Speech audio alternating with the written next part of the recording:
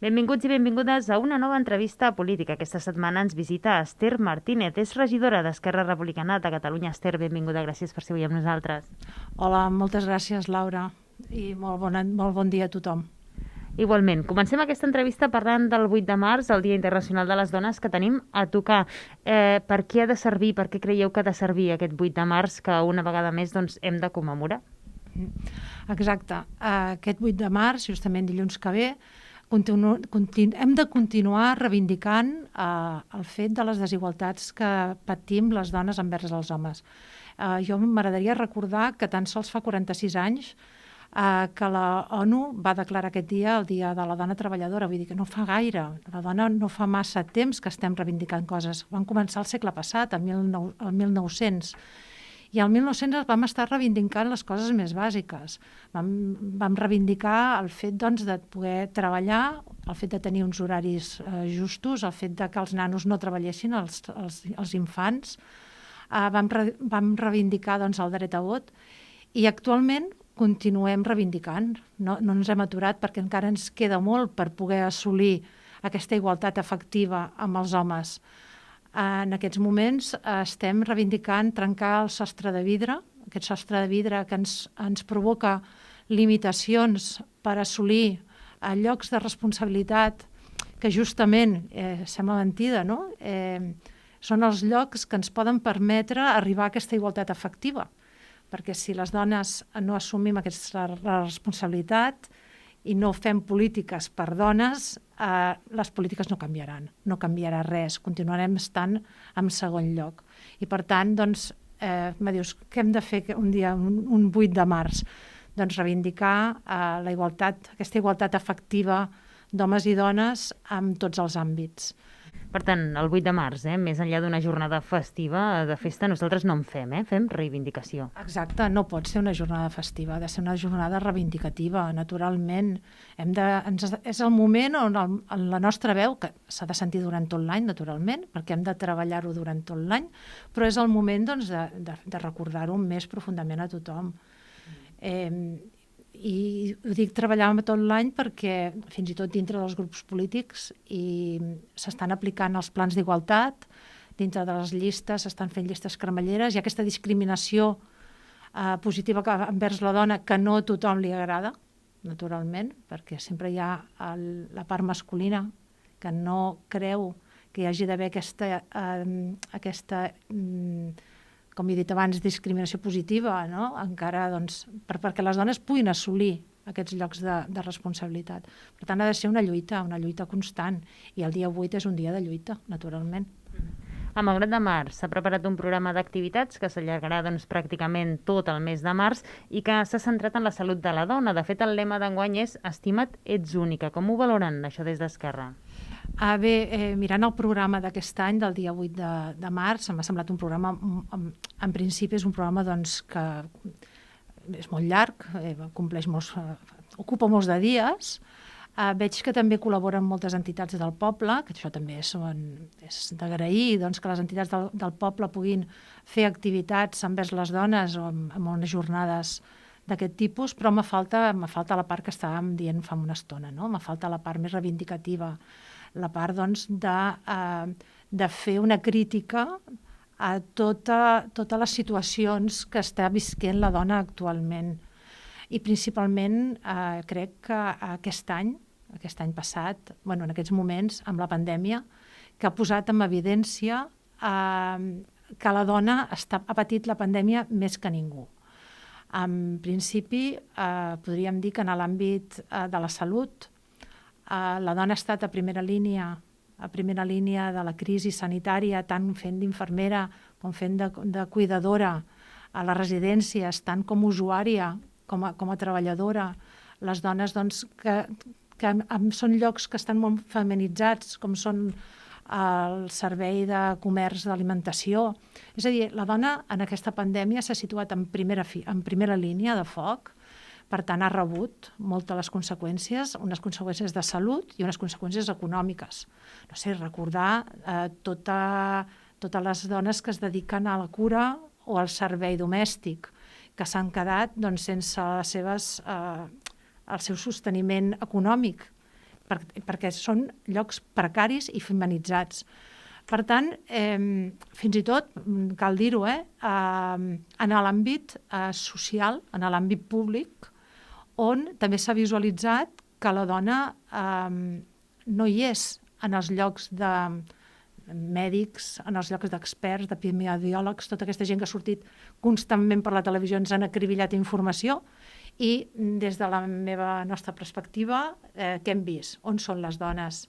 No? Aquestes dones, on són? Quin problema tenim? No? On tenim els referents per aquesta mainada que està mirant aquestes televisions? Per tant, jo crec que la pandèmia ha deixat en evidència la problemàtica que tenim, aquesta desigualtat, que no és una desigualtat biològica, sinó que és una desigualtat social. I crec que les jornades del 8 de març han de ser per donar aquesta visualització de la dona. Reitero, em trobo que les jornades estan bé, tenint en compte la participació que hi ha envers de les associacions del poble, naturalment, però me falta aquest toc més que un toc, falta la part més reivindicativa de la jornada. De fet, una de les preguntes que li volia fer, i no només adreçada a l'administració local en aquest cas, sinó en general, creu que es fa prou per reivindicar el paper de la dona en la societat per part de les administracions públiques? Em sap greu dir que no. Em sap greu dir que no, perquè crec que hi ha molt de foto, molt de postureig, molt de postureig perquè ens fem plans d'igualtat, els intentem aplicar o els apliquem, però tot queda molt sobre el paper. Crec que s'ha d'aprofundir molt més, s'hi ha d'estar molt a sobre, i crec que la nostra missió com a dones és no deixar-ne passar ni una. Per tant, des de la meva postura com a regidora, hi ha coses que quan veig a govern, siguin del meu partit o no siguin del meu partit, m'he de sublevar, sigui del partit que sigui.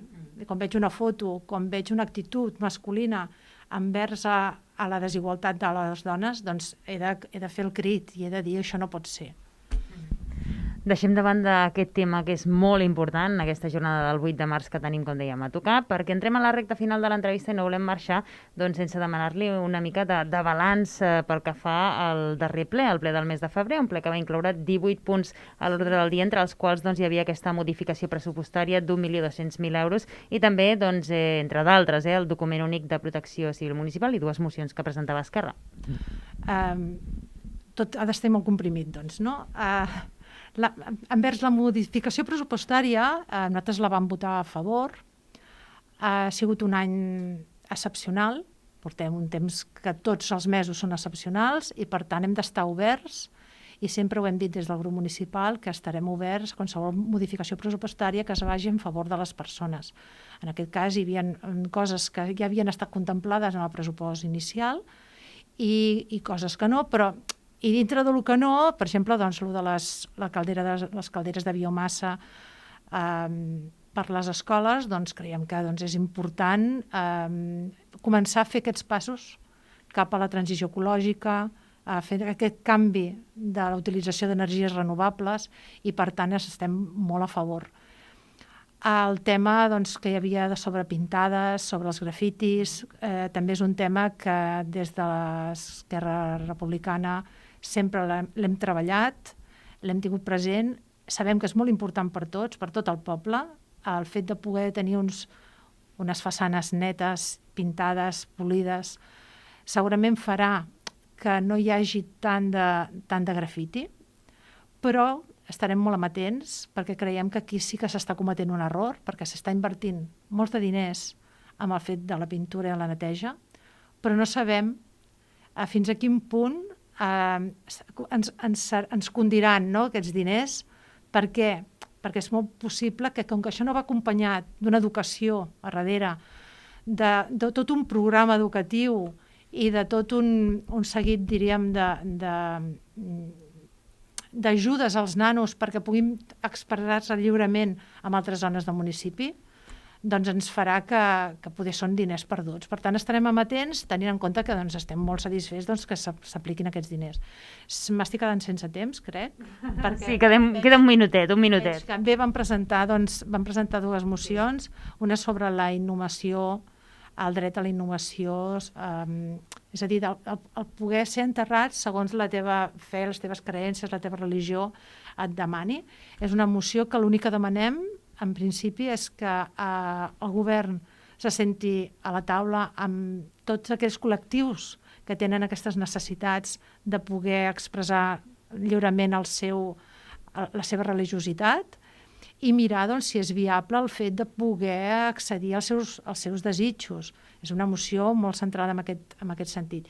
I també, naturalment, vam presentar la moció de suport a l'amnistia, que això, naturalment, tal com estan les coses, i més el que va passar ahir amb la denúncia de la Fiscalia, amb la querella contra la mesa, amb en Roger Torrent i contra la mesa del Parlament, doncs és més important que mai.